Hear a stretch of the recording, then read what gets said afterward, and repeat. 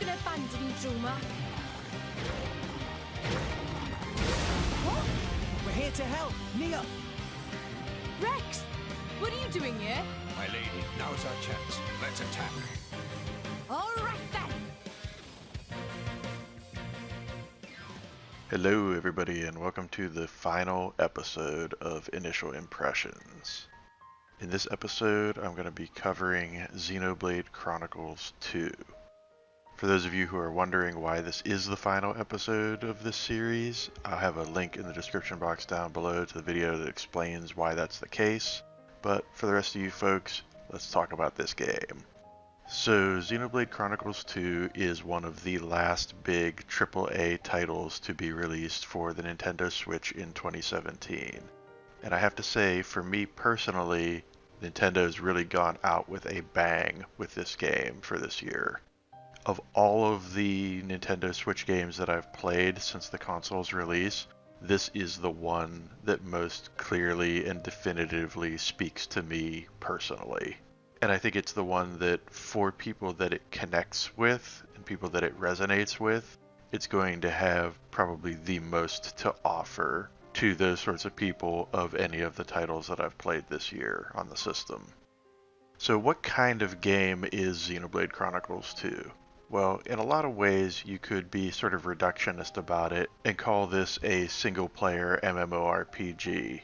It has a lot of the hallmarks and features and tropes of that genre, such as an auto-attack and cooldown-based combat system focusing on a holy trinity of character classes, an open world to explore and influence based on your actions, and a broad and dense palette of systems and subsystems that make up the core gameplay.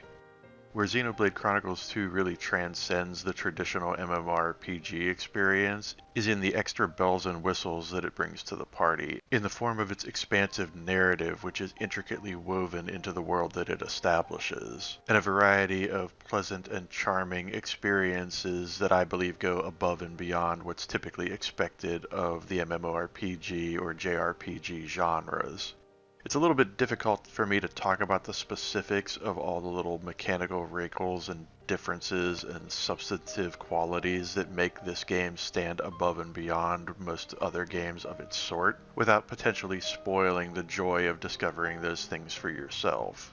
And I'm very intentionally glossing over the details of how the mechanics of the game actually work, because the game does such an excellent job of tutorializing and familiarizing new players with those mechanics that it's absolutely unnecessary for me to cover them here.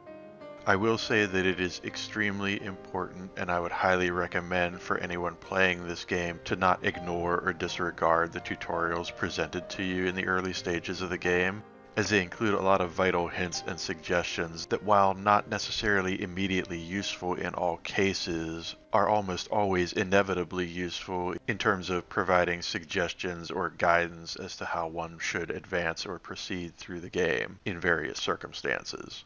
As with any other title with a large emphasis on narrative, I'm being very careful here not to show too much that might be considered spoilery, but rest assured that what you're seeing in this footage only represents a tiny fraction of the frankly spectacular madness that has occurred in this game for me in my 10 plus hours of time with it thus far. Xenoblade Chronicles 2 is the sort of game that sets up a very ambitious premise right out of the gate, and then proceeds to thoroughly and consistently deliver on that premise with an almost relentless intensity.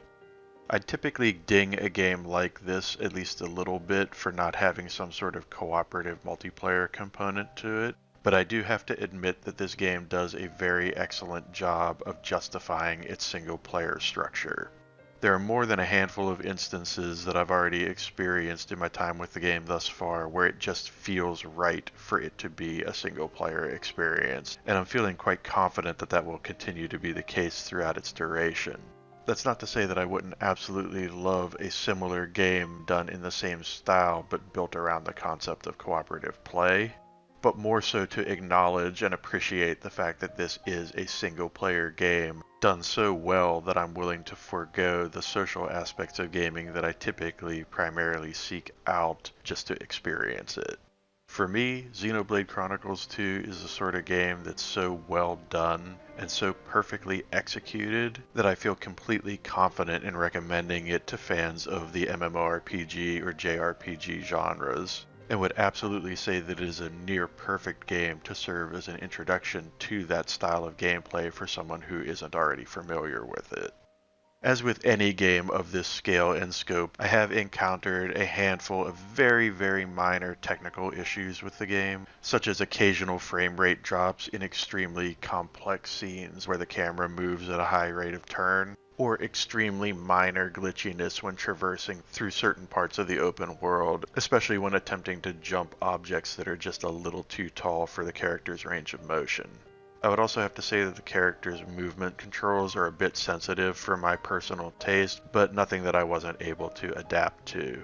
And all of these quibbles ultimately don't amount to much in the face of the tremendous amount of right that this game does. In my opinion, if you are looking for the game that justifies the purchase of a Nintendo Switch in 2017, Xenoblade Chronicles 2 is that game. And I am very much looking forward to taking my time and savoring the rest of it as I complete it over the next several weeks and or months. As always, if you did enjoy this video, be sure to hit that like button. If you'd like to see more videos from me in the future, be sure to hit subscribe, and I will see you next time. Burning sword! Hyra! Yes!